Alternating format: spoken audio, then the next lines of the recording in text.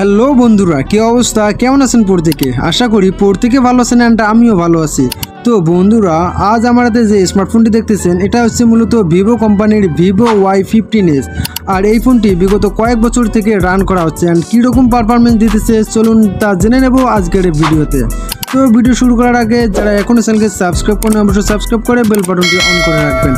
আর এই ফোনটি সম্পর্কে ইনফরমেশন নিতে একটি পার্টও আপনারা টেনে যাবেন না। তো চলুন শুরু করা যাক।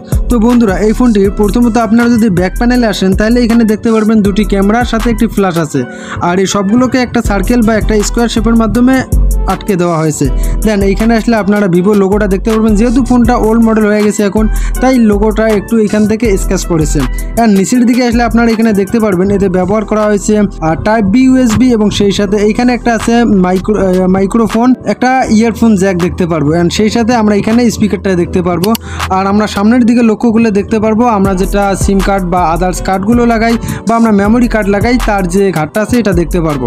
তো বন্ধুরা, এই ফোনটিতে ব্যবহার করা হয়েছে IPS LCD ক্যাপেক্টিভ টাচ স্ক্রিন যা 16M কালার পর্যন্ত। অ্যান্ড এর যে আপনারা ডিসপ্লে সাইজটা দেখতেছেন এটা মোটামুটি বলতে গেলে 6.51 ইঞ্চি ব্যবহার করা হয়েছে। আর সেই সাথে এই ফোনগুলোতে ব্যবহার করা হয়েছে মোটামুটি 720 এবং হচ্ছে গিয়ে 1600 পিক্সেলস পর্যন্ত। তবে এতে ব্যবহার করা হয়েছে 20:9 রেশিও।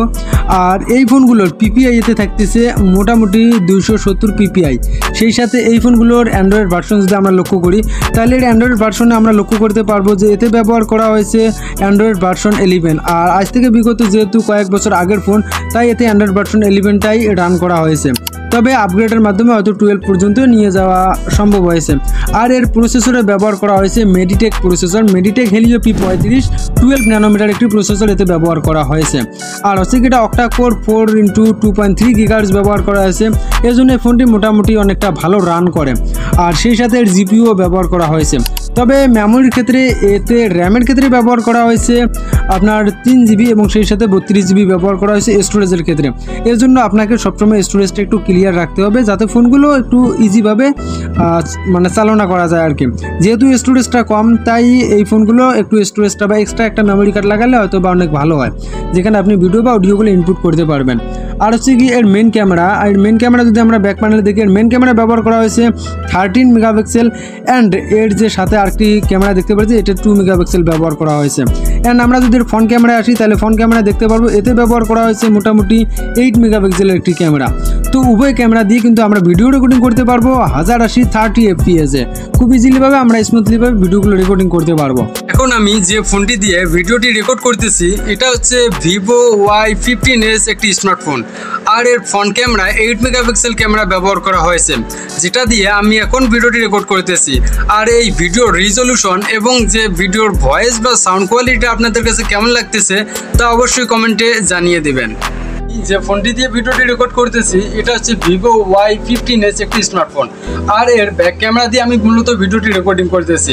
এর ব্যাক ক্যামেরা ব্যবহার করা হয়েছে 13 মেগাপিক্সেলের একটি ক্যামেরা, আর যেটাতে আমি 1080 পিক্সেল 30 FPS-এ ভিডিওটি রেকর্ডিং করতেছি। আর এই ভিডিওর রিজলিউশনটা আপনাদের কাছে কেমন লাগতেছে এবং সাউন্ড কোয়ালিটিটা আপনাদের কাছে কেমন লাগতেছে অবশ্যই কমেন্টে জানিয়ে দেবেন।